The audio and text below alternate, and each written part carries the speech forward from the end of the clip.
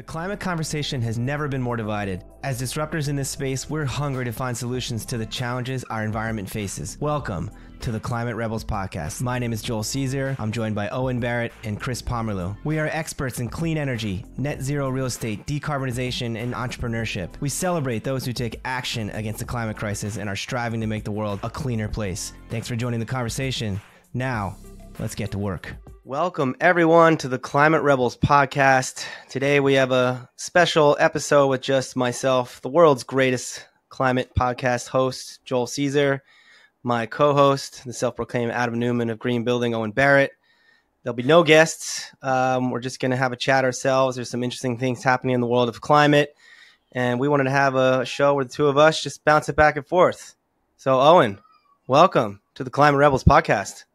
Thanks for having me, Joel. I'm calling in live today from a hotel bathroom, so if the lighting looks weird, that's the explanation. Well, that's how it rolls here on the Climate Rebels. We're going to show up no matter hell, high, or water. All right, well, let's dive right in. Well, we wanted to kick off the episode with a bit, something we're going to call a climate of hope. So, you know, on the Climate Rebels podcast, we're always trying to stay positive, optimistic, celebrate the doers, the people taking action. We're not going to be drowned out by the doomsdayers. So it's a nice, fun bit to kick us off here and think about something optimistic. So what is something, Owen, you heard, saw, or read this week or recently that gets you fired up about our chances to win the climate fight?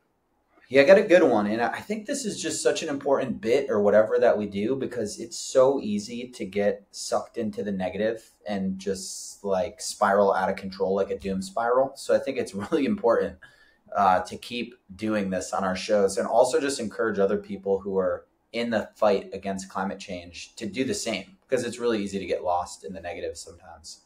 Yeah, no doubt. A lot of good news out there. Let's celebrate it. Yeah, there is. And a lot of times it gets overshadowed by just the craziness and the negative news. So I don't know. But you're familiar with the Inflation Reduction Act, right?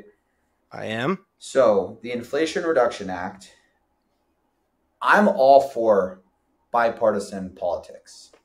I'd like to preface what I'm about to say with that.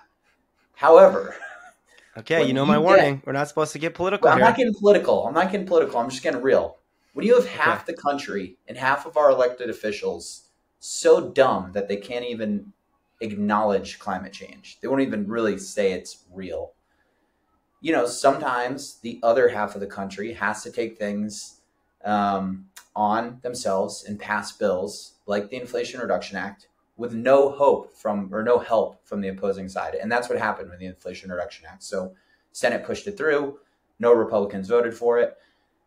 And normally I'd be scared about a piece of legislation like that because, you know, coming into an election cycle, it's something that could just be undone by the next Senate, next president. However, the Democratic senators were pretty smart in that they wrote into law that the funds have to be dispersed by September 30th, 2024, which is the end of the fiscal year, the federal fiscal year. So they basically gave a middle finger to the Republicans. Said, we're going to push this thing through. We're going to get all the money out the door by September 30th so that regardless of what happens in the next election, can't do anything about it. And I think it's genius. Gives me a little bit of hope for DC politics. Yeah. And, you know, another interesting piece of the IRA, which we've talked about here, is how, I don't know, I won't know if the Democrats, who gets credit for this, but a lot of the large scale manufacturing production that will be paid for by funds from the Inflation Reduction Act are happening in traditionally red states that are going to benefit the people of red states. And hopefully that turns into some type of long-term acknowledgement of, one, this is a climate piece of legislation, but two, this is an American jobs creation. This is American economic generation piece of legislation. And hopefully a bipartisan message for the long term that, you know, we can do things in DC that benefit everybody, including the planet and future generations. So that's a good one. No, that's a good point. Another good headline was that, did you see the Rivian Conservation International and a couple other groups teamed up to create the largest ever converted coal plant to solar farm in Kentucky?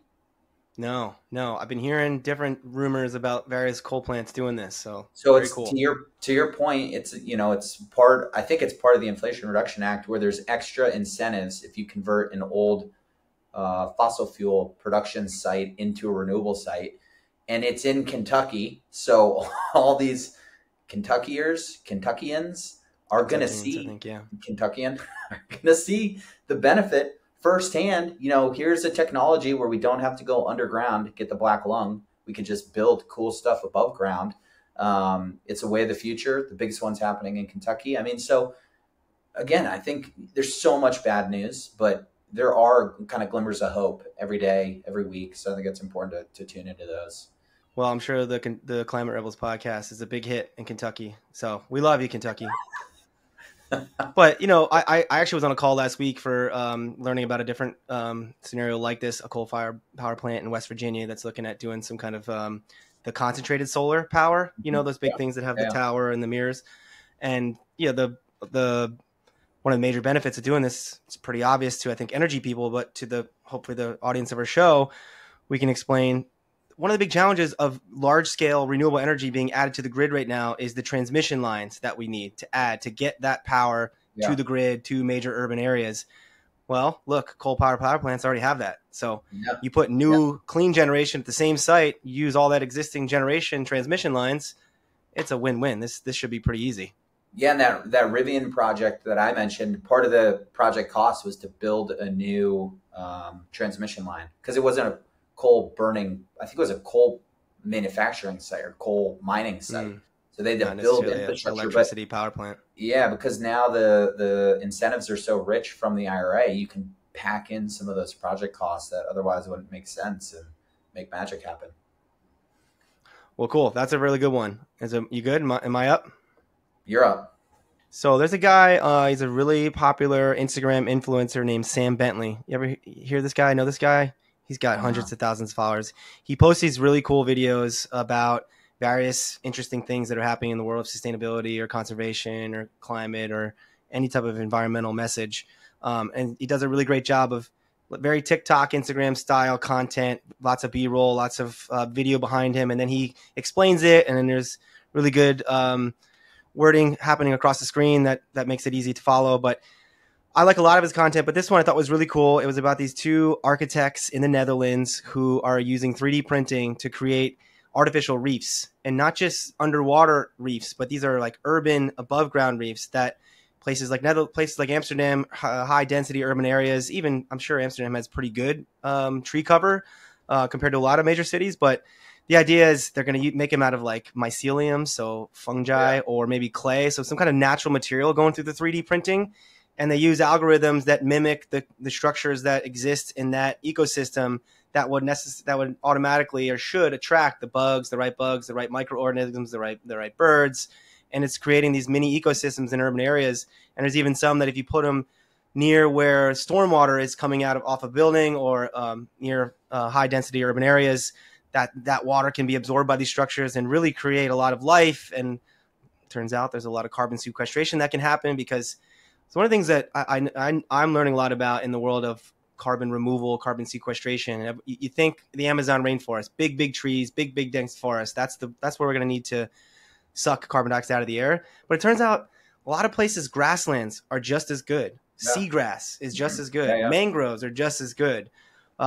Meadows or natural meadows are just as good. So you just need real plant life that exists in its real native ecosystem. And it turns out across the world, all different sizes and scale of that plant life, it's really good at sequestering carbon. So love this one. Sam, we're a big fan of yours. Love to have you on the show. Keep doing what you're doing. It's really important. He's, again, really positive, always showing things that are happening out there that we can get behind and make us feel optimistic about the future. No, that's a good one. I'd love to see. We got to get some, a producer on our show that can pull up images of what we're talking about, because that one's that like the conceptually makes a lot of sense. But I'm like, man, I wonder what these reefs look like in a city. I'd love to. I know. I think about so many of our guests. I've thought about that exact question as someone's describing something really cool to work on, especially because a lot of our stuff is buildings and architecture, which is beautiful to see. And yeah, one day, the Climate Rebels. It's a good idea. The Climate Rebels, as we continue to grow as Spotify's fastest growing climate podcast, maybe that'll be phase 2 here. All right. Well, that was fun. A climate of hope. We're going to do this again.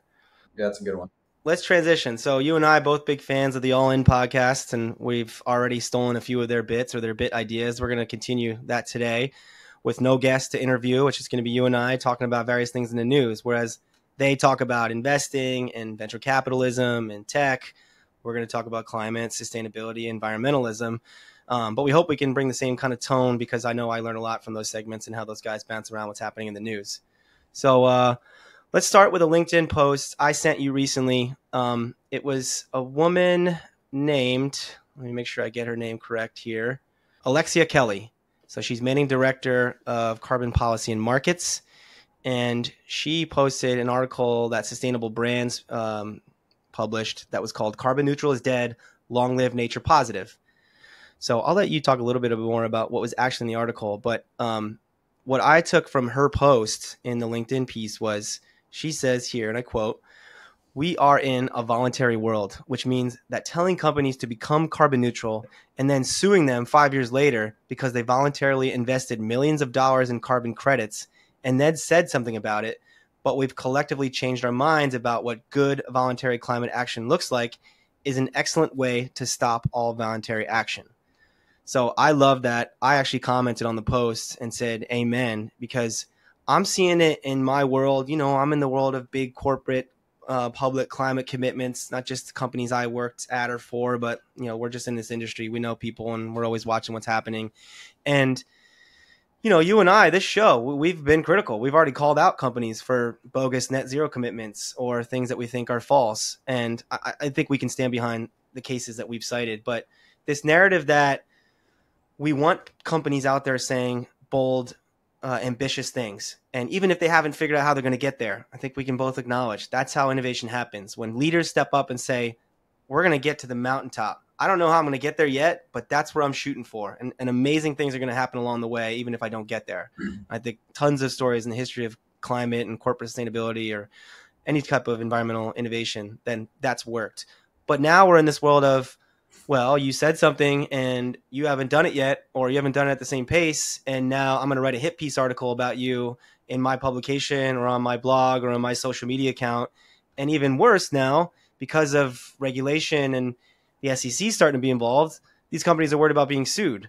So like she says, if this is the world we're going to live in, and we're going to be constantly changing our mind about carbon neutral, climate positive, net zero, nature positive, whatever it is today, and that means what we said 5 years ago is now outdated and not good anymore, then you're just going to have companies being very gun shy from making any public proclamation. And I think that's going to suppress innovation.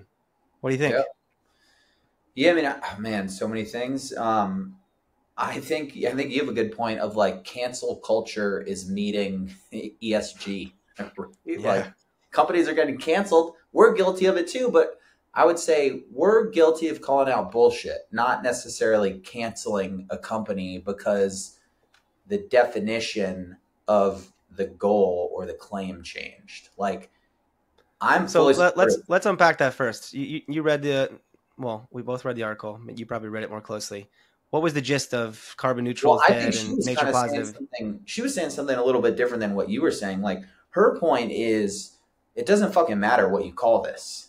Like we sustainability nerds are constantly changing the buzz term.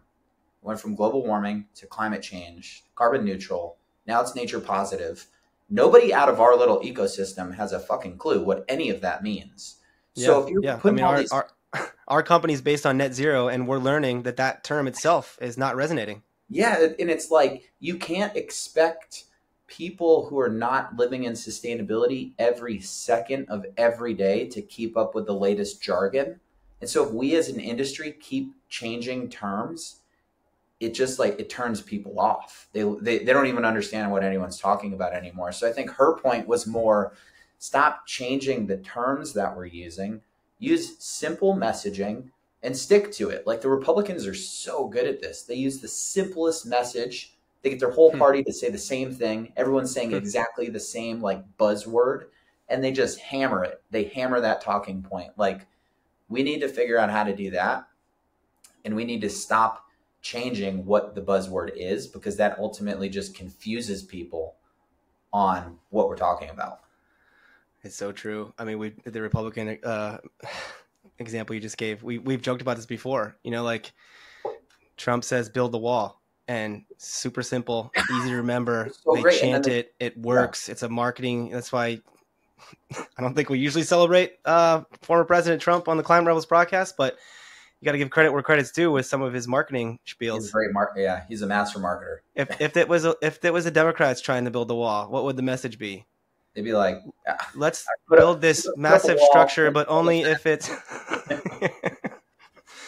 it'd be 13 sentences qualifying every piece of thing that you want to do in addition to building that wall. It would change every 3 months because we couldn't decide on what the definition of a wall is. Is it a wall? Is it a fence? Is it a structure? Let's just come up with some term that encompasses everything and confuses everybody. Like, we gotta simplify. We gotta simplify and stick to it, and quit like changing our internal. I don't like what we're calling it, because other people don't care and they don't understand it. And I think that was her point, but I think your point is something a little bit different. It's like, we can't expect companies to try to make progress and commitments if then we, the public, are going to unreasonably hold them, not really accountable, but just like unreasonably charge them or accuse them of something. I think your example of cancel culture meeting ESG is a good one. That's what we're doing. That's what people are at risk of. And that's not what we need right now, when we need companies and leaders at those companies to be able to make bold, ambitious statements. I mean, you get the companies that are super big, anything that's above, like, that's the Fortune 500, hundreds of thousands of people. You're a CEO, you're a COO. You sometimes communicate with your staff through the public. And so making public commitments, making public statements is super important to galvanizing a workforce around what you're trying to do. So again, I read this article the other day that was talking about Elon time. Did you see that? No. So according to Elon Musk's dad, he's always been living in Elon time, where he gives really unrealistic, expected deadlines. Like they cited his self-driving car. And that's so many of them. Yeah, there's so many, but he is not shy. Like, he makes claims, and then he does everything in his willpower to drive to that goal. And if you miss it, whatever. But at least he's working to the goal that he called out. I think where our industry gets a little bit in trouble is sometimes we make claims, and then they're really more so as for like marketing claims than actual claims. So then like all the energy that's going into hitting those claims maybe isn't that genuine. So I think we kind of have to do a little bit of both. Like, we, the public, can't commit to this cancel culture of ESG, but companies making commitments have to be genuine in their commitments. They can't be full of shit. Otherwise, the cancel culture is sort of, it's deserved. Yeah. So good luck, public CEOs. When I intro you, I call you the Adam Newman of green building, which I think you actually don't like. Maybe it's a love-hate relationship with that introduction. I don't think it's a good one. I don't know what a better intro is, but like, I was just going to say, maybe you should be the Donald Trump of green building, but I'm sure that's probably worse. Even worse. Maybe Elon, though. You ended with a good Elon point there. So maybe you could be the Elon Musk of green building. I think, again, like Adam Newman, I think he did a lot of things wrong, but he was a hell of a marketer. I mean, he convinced a lot of people that real estate was technology, and great at simplifying his message. Yeah. All right, well, that's a good segue, actually, because we're going to talk our next piece about something we read about our friends from Fifth Wall. So Fifth Wall is one of the world's leading climate tech venture capitalist firms. Their managing director, Brendan Wallace, has been on the show. Brendan, we love you. Love to have you back on. Always good content from Brendan and Fifth Wall, but a post recently, they talked about carbon accounting. So you and I both have been somewhat critical of carbon accounting, at least some of the figures we've learned about how so much more money flows into the carbon accounting software opportunity from venture capitalists than it does to actually carbon emission mitigating companies. So hopefully that's changing. We know Fifth Wall is doing both and probably doing more towards the carbon emission mitigating. But they had a good piece here, which I want to cite some of their facts about the world of carbon accounting and why it's changing. And in the LinkedIn post, I encourage our viewers to go and check it out. It had a really good infographic that shows kind of all the different sources of emissions and how they go into the atmosphere. So it's a good way to learn really visually from a pretty simple graphic. But they said here, 42% of companies above 10 billion in market cap currently self-report some climate relevant information. Yes, but in March 2022, the SEC proposed rules to require all registrants to include certain climate related disclosures. Then, as of 2021, only about 6% of S&P 500 companies received assurance from a public company auditing firm over some of their ESG information. And then they say, looking ahead, greenhouse gas emission and climate risk exposure will likely be required to be audited. So, and then he says at the end, the TLDR, the too long don't read, companies will no longer be able to use US ESG reporting as a marketing tool and will be required to report and audit climate impact. That's where carbon accounting platforms become increasingly important. So, look, I think we can go a lot of directions with this. Is carbon accounting important? Should we get as much money and funding as it does? Is it working? We can talk about all that here and there. But I thought the facts about this trend of a lot of voluntary reporting going on right now, kind of related to our last conversation, but this piece about it's not actually being audited. So like this happens to us at Google. We're trying to be the gold star of this world, and we report everything we do, and then we hire Ernst & Young or Deloitte or one of the major accounting firms to audit what we said about climate the same way they would our financials when we report our 10K as a publicly traded company. So maybe I'll just ask you. So this world of we're trending from voluntary into probably SEC regulated in the future, and then we're going to be getting the big 5 public accounting firms auditing these climate disclosures from major companies the same way they do financials. I think a lot of people in the world of climate sustainability would see that as that's a good thing. That's going to lead to positive outcomes. What do you think? Man, I want to be optimistic about this one. I really do, but I just don't think it's going to matter. Like, I guess my question to the SEC and to this whole concept of this happening would be, how fast does it happen? And what's the stick if the companies don't hit their goals, right? If this doesn't happen for 20 years and then there's like meaningless fines on misrepresenting your carbon accounting in your reporting, it's not going to move the needle at all. Now, if it happens a lot faster, and there's massive penalties, or somehow the public markets react if it turns out that reporting is inaccurate once it's been audited, that could change things. But I don't see it moving fast enough, and I don't see the penalties being big enough to make any difference.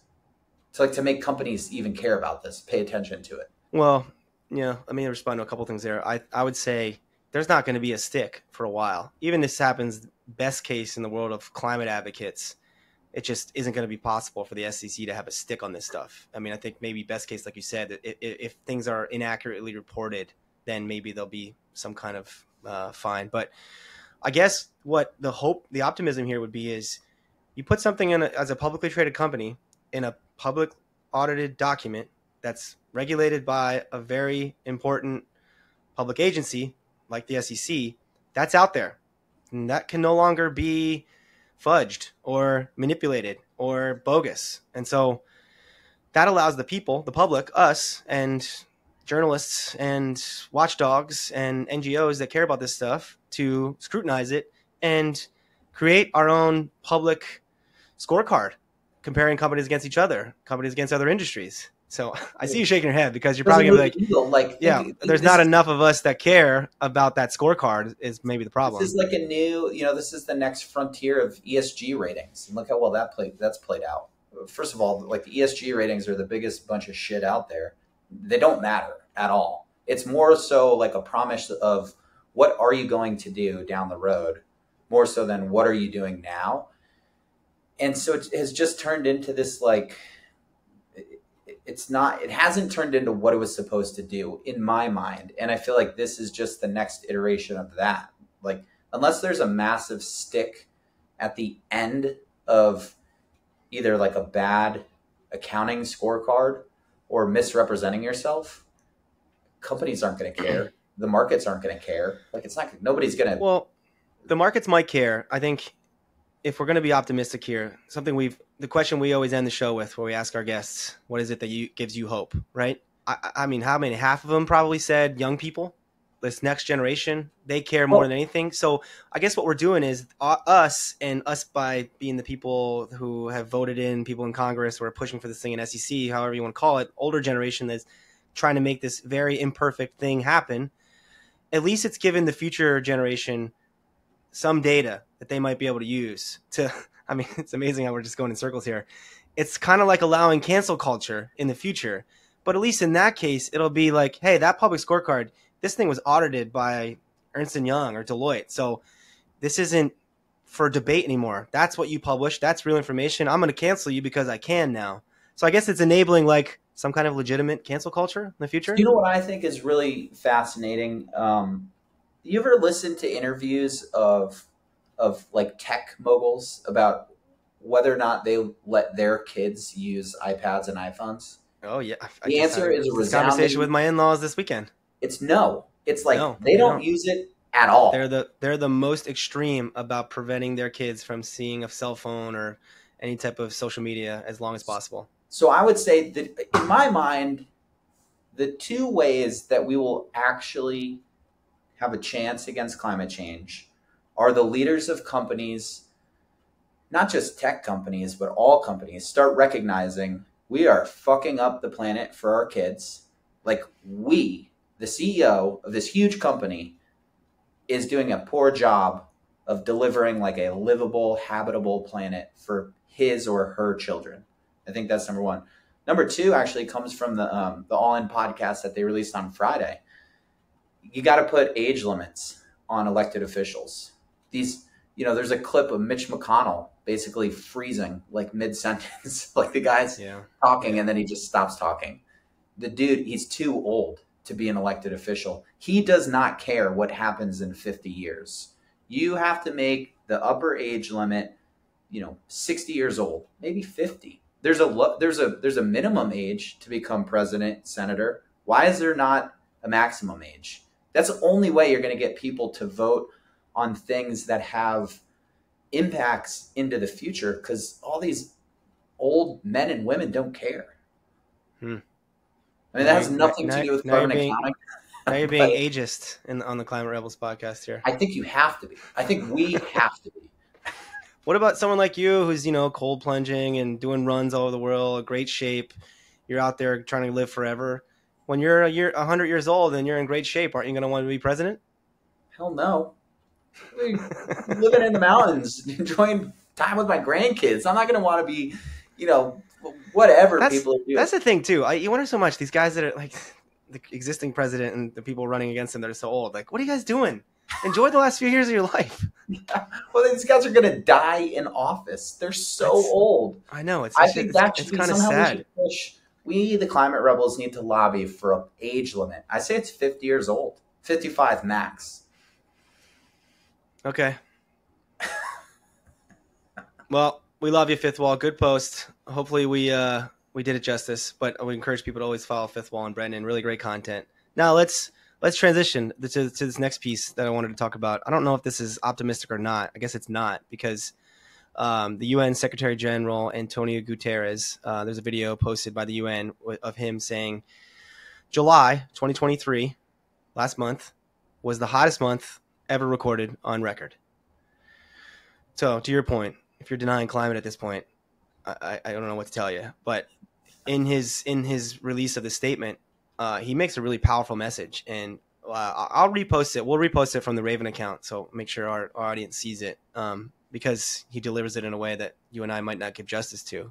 But he kind of says, and I'm paraphrasing a few of the lines: no more hesitancy, no more excuses, no more waiting for someone else to move, but only with dramatic, immediate climate action do we have a chance of keeping this planet below 1.5 degrees Celsius of warming, which, according to the IPCC, is what is the threshold at which we lead to catastrophe. So I'll let you respond. I think the scariest thing that I learned at grad school, where we met, the Bren School at UC Santa Barbara, was what happens when the oceans get so warm that the currents stop. Yeah. We're sort of seeing that play out in the Atlantic. which, I've been reading is going to have a huge impact on New England and like Northern England, the UK, Ireland. Northeast There's Canada. some things Yeah. that we're approaching that you cannot undo. Like you can't cool oceans and restart currents. And Chad So Nelson, one of our previous guests, CEO of the Surfrider, had some other very ominous information about the health of our oceans. yeah, I mean, I don't know what it's going to take. I don't know who's going to have to say it. I But think the UN Secretary General is a powerful voice. who the two, I'm not going to forget the second one. There's two leading voices, environmental voices in the US that people trust the most, I think in the world. Do you know who they are? No. Number one is Leonardo DiCaprio. Makes sense. Number two, Probably. I don't think it was Greta, but it was some like celebrity. The people are not trusting scientists, heads of the UN, politicians. They're trusting celebrities. So, I mean, if we want massive action, I think we need to get all like the top, 100 social influencers to say, we got to do something now. Here's a way you can do it quickly. Or we need the climate rebels to become celebrities. We need to keep rising up the charts here. Or we need Owen and Joel each to have 500 billion Instagram followers and get people moving. But I don't think we're out of time yet. Like, I'm not that much of a doomsdayer, but to his point, to what you'll share on our networks, like we're getting close and there's some things that will happen that you can't undo. And I don't think it's worth the risk. So I think a big part of our podcast, we're always trying to pull short clips out to use on social media and TikTok. So I'm gonna look right into the camera right now and say, Leo, we love you, man. One, gotta get you on the Climate Rebels podcast so you can continue to amplify your message since the people trust you. And two, we have a very interesting real estate startup that's trying to decarbonize America's buildings, and we could use a big anchor investor like you. So, Leo, hit us up. Yeah. I hope that message resonates with Leo and all the other and Kim Kardashian and Messi, man. How about Messi? Let's get him on board. It's like the hottest thing in America right now. And there are a lot of celebrities that do align their values with this message. So let's keep trying to push them to get on the podcast. What's your take on that? What's your take? Well, real quick before I give you my take, maybe this is always fun when you and I test ourselves in our like actual physical science climate knowledge. Like you said, we went to grad school a long time ago. Back then I would have been able to answer this question more thoroughly, but let's try it now. So the currents, this is a pretty interesting message about climate. Right now, the Gulf Stream runs up the east coast of America. It brings warm water from the tropics up the east coast of America, and it kind of flows, around New England, across the Atlantic and towards the UK. And that's why the UK, which is very north from a latitude perspective, it should be a freezing, ice cold place, but it gets the weather is influenced by this warm current that comes across the Atlantic, and it makes it more temperate. And I remember it's called the ocean conveyor belt. And around the world, there's lots of currents like this that bring different climate attributes to different places and make the world the way it is right now. And especially Greenland. Greenland is a big ice sheet, and another example of a previous bit, it's ice that's sitting on land, and the fear was always that once that thing starts to melt and put cold water right into the middle of where the Gulf Stream is going and disrupt that Gulf Stream, you've now changed massive climate regulating ocean currents forever. And man, it's frightening to think that that's already happening. Yeah. Is that right? You think that was a good explanation? I think that was a great explanation, but I think that the other thing that's important, a lot of people on the coast are like, who cares? That's not going to affect me. What's equally scary for me is you have the ocean conveyor belts that are happening in the Pacific and Atlantic, and that's controlling the jet stream, which dominates weather patterns across all of the U.S. So if you have the conveyor belt stop, then you have the jet stream basically flatline. Instead of going, it turns into a lazy jet stream, is what they call it. and then it doesn't do its normal dip down to the Gulf of Mexico and back up to New England. It gets more level. And then you've changed weather across all of America. I don't know what happens globally, but there's so many things that could go wrong It's like the butterfly effect of climate. You don't know if why when one thing gets disrupted, it might change things forever, and there's no turning back. And that's why those of us who are climate advocates, of course, I'm sure you've run into people in your walks of life that know that you're a climate advocate, and they may not be, and love to stick in your face, here comes the climate guy. I don't see the polar bears aren't gone yet. Al Gore said he predicted they'd be gone by now, so you're all full of shit. But I think it's the precautionary principle, right? We're trying to act as if we don't know what's going to happen. And this is too big of an experiment, the planet's climate, to be playing games with. Yeah, 100%. Why would you not try to avoid a catastrophe? There's no downside to renewables. I mean, there are some minor downsides, but nothing like there is with the potential downsides of fossil fuels. So I just don't understand the mentality of let's not do anything and see what happens. Well, I'll respond to your question about what my reaction to the UN, the Secretary General's statement. I appreciate, as you can tell, I brought it up on the segment because it caught my attention. I don't have much time. I spend a little bit of time on social media, and you're scrolling, and sometimes something catches your attention. And the way he says it, which is again why I'll share it from the Raven account. I think it's needed. You need people in power, and if people don't trust him or not, I get your point there. But at least he's out there saying very emphatically, no more hesitation.